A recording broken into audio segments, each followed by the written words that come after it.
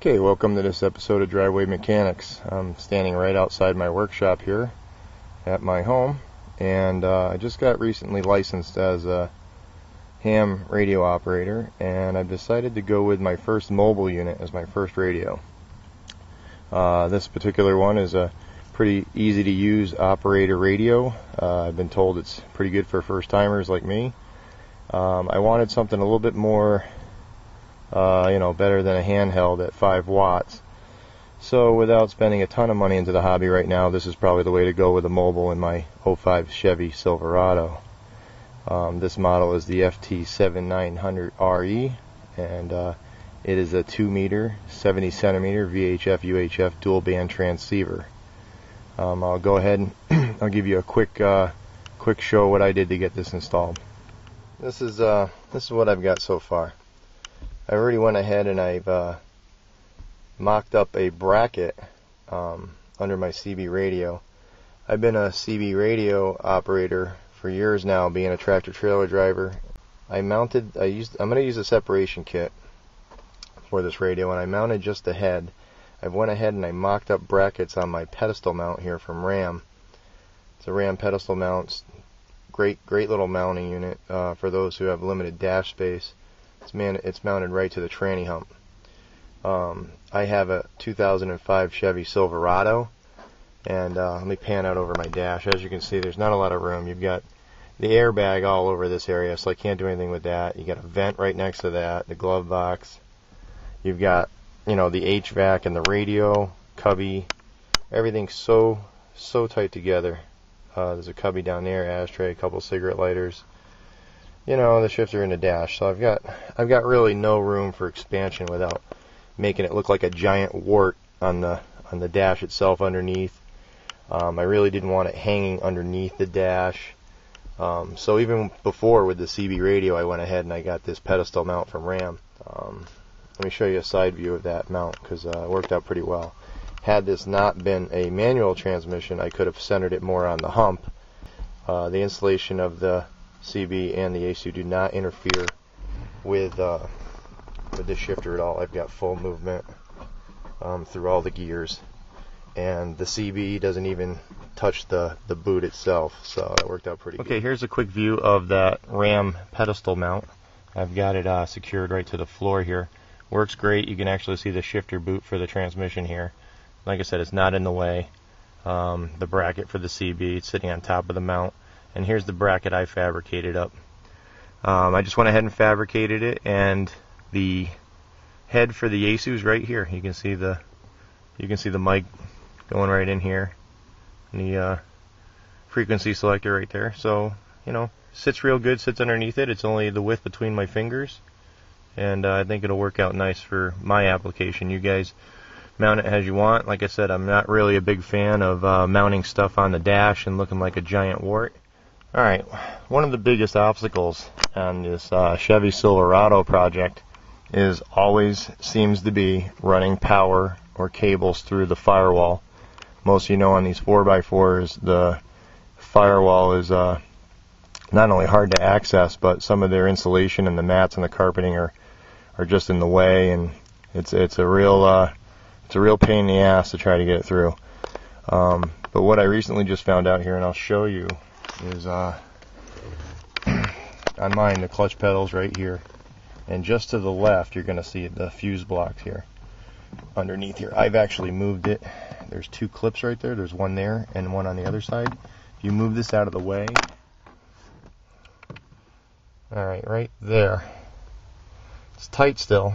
I've already went and drilled the hole out, but there is actually a circle going, I know it's hard to see, going right around the mat and everything, and that's just firewall, nothing in the way. And to be honest with you, there was a dimple in the sheet metal. Unfortunately, I was charging my camera battery, so I didn't have a chance to show you, but there's actually a dimple in the steel that centers on this hole, and it's out of the way. It's right behind the fuse block, one of the blocks, and it's real easy to get to. So what I'm going to do is, now that there's a 1/2 inch hole there, I'm going to actually rubber grommet it and I always use wire looms with all my projects. So the wire from the negative and the positive will be fed right through there, running direct to the battery. Let's see, I've removed all of the fasteners for the plastic wheel well here for accessibility on my left front tire. Okay, so it's just folded up here behind the behind the wheel. Let me pan out here so you can see what's going on. Just kind of rolled there. It's not out of the way. You see the lines going down. Now the boot, the dimple is right here when you pull that all away. Okay, there's my hole that I drilled. I still have to file this a little bit, get the rough edges down, and I'm going to use touch-up paint right here to kind of seal up the bare metal. But the rubber grommet's going to go right over that, and I'm going to run my wire loom right down into it. The shield also protects it from the water and the splashback, and I should have no problems at all. It'll fit right in there nice and tight. Like I said, it is behind the splash guard, so it should see no water. And if not that I go river hopping with the thing, but if I was to see a good amount of water, I can always go ahead and use some electrical putty around the loom or seal it up around the loom just to get a nice bead around it, and that should keep out the remainder of any water. This is what the radio came with. Okay, I got the ends exposed for the battery side. Yeah, I got the ends for the battery side exposed, and this side was in the clip here. Right there, these terminal ends were right inside that plastic clip. I went ahead because I need to pass these. I need to pass these through the grommet, so I went ahead and I extracted them out of the connector. You know, they lock right in here. I'm not sure if you guys know how to do that, but there is an extracting tool that you use. You stick in, and you want to push on the little tab here. Be careful because you don't want to wreck it and lose the lock. But that's how you pull the terminal right out of the connector. Now I'll be able to pass these through the grommet and then reconnect it back into the firewall. If you don't have an extractor tool, what works really great, and this is what I used to use before I have one, is you can use a bobby pin. Just grab one from your wife or whatever, and you cut one end off, open it up, cut one end off, and bend it, and it's thin enough to slip in there and be able to push down on the release pin. It's always a quick fix. You don't have to always go out and find the right tool. Sometimes you can just make something your own, and something as simple as a bobby pin will get the job done. Then you're all set. After you fish these through and you wire them, when you go to connect it to the radio or whatever you're doing, you just go ahead and put it back in, or make sure they're nice and they have a lock back in, and you're good. I went ahead and marked just so I know what I'm doing. I marked the side positive and negative. I don't even think about it. I just put them right back in. It's going to be on the matching side anyway, so it doesn't really matter. But I marked them here for you guys who may have never done this type of stuff before. This type of advice will just help you walk right through it.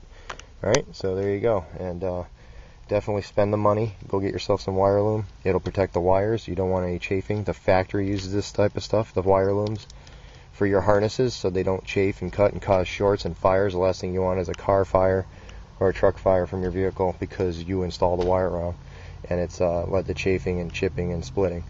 All right, so that's my public service announcement. For today, I'm gonna go back with the install. Okay, I just finished pushing that through the grommet there, and I went ahead and I reconnected the leads into the connector. They're now snug, as they should be. Okay, and I did that because I wanted to terminate on the battery so I can start running the wire loom where I want it, and this way here I won't cause a short because it is protected. Alright, and I'll show you the routing for the battery real quick here. Let's see. And let's see. It's a negative here, my positive here, and I've got them into the loom. You can see I used a little bit of electrical tape here to just keep it still. It's in the loom, and it's running here, and you can see the two fusible inline links here, one for positive, and if you notice, there's also one for the negative side too. I'm supposing that it's for any type of back spiking. You're protected on both sides, the positive and the negative. And then the loom just runs down there and down the well, above the splash shield and into our hole. So what I did here is I actually just went ahead and I electrical taped around the leads, the positive and the negative, just for more added protection. This will be inside the wire loom, which ends here. I'm going to tuck it all into the hole, okay, and then I'm going to tuck the wire loom into the grommet. But in case if the wire loom ever walked out, it's still going to be protected by the electrical wiring for a point anyway, but it should be good because I'm going to seal it up anyway with some sealant. Alright, so there we go. Okay, and there's the splash shield back in place off my fender. And see the tire. Okay, making this up as I go along, so I've run into a small problem I got to figure out, but it shouldn't be too hard. I've run the wire for the lead to the radio all the way through the firewall, and it's now kind of semi-rooted. I got to fix the molding a little bit, but I wanted to see where it was at, so it's kind of sitting underneath this for right now. Okay, there's my wire loom that I installed on the harness, and you can see the end here. It's probably just enough to make it if I wanted to mount the radio under the seat. I really didn't want to mount it under the seat only because the floor is the lowest part of the cabin of the truck, so if it ever took on water, the radio would be the first thing to go. But that's where that's ending up. So quick thinking, I mean, let me show you. I have a regular Chevy cab here, so the window's right here, right behind the seat. But what I think I might want to kind of do is mount this to the rear molding with the bracket right in this cubby. See the notch out? It would probably fit in there right real nice like that. Okay. Then I still think the fan and the heat sink would still get plenty of air being on the bottom, and then I can run the wires up the pillar like this, and also the coax from the roof that I'm going to drill will come down too and come out right there and hook in there. So that's what I kind of want to do. So looks like I'm going to have to make a extension harness using the same type of connectors and the same gauge wire, which is very important, and be able to get the distance that's going to go from there up the pillar and to there. Looks like about another 1.5 to 2 feet of cable, and then the radio, like I said, would be mounted there. Alright, let's go figure out what I need to do. Like I said, I'm piecemealing this together and I'm making it up as I go along and showing you guys the good, the bad, and the ugly along the way, so hopefully it'll help you. Kind of brainstorming last night, and had a late start yesterday and wasn't really sure how I wanted to mount the radio, the body itself. I really don't want to put it under the seat, just because that's what everybody else does, and I don't want to be like everybody else.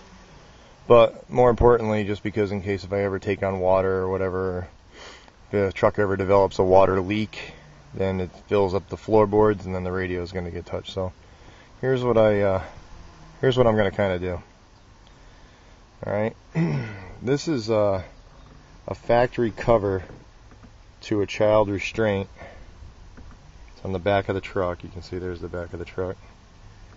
Alright, you pull the cover off, and I noticed what I found was the holes that's used for the child restraint. There's one here on the passenger side, but there's also one in the center of the bench seat.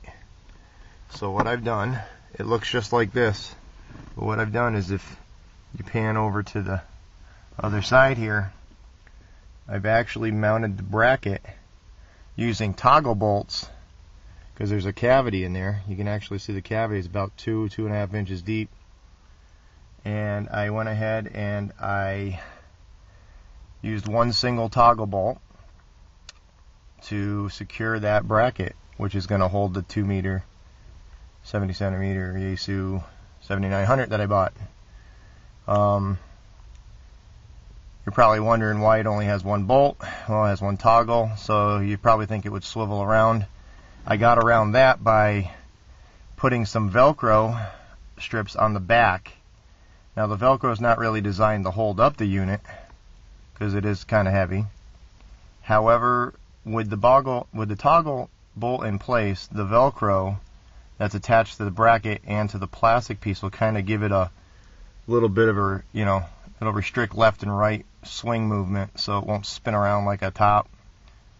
But that's kind of it. And I think that's a great way, if you're someone like me who's kind of particular about their vehicle, it's a good way to mount that without drilling up the molding all to hell, where you got to maybe replace it later if you take the radio out or whatnot. But yeah, some people don't care. I do, but that's me. Alright, I'll put the radio in the bracket and I'll show you real quick what that looks like. Okay, I'm over here on the left side now, and I've got the radio in place finally where it's going to sit. It's not connected yet, but we're working on it.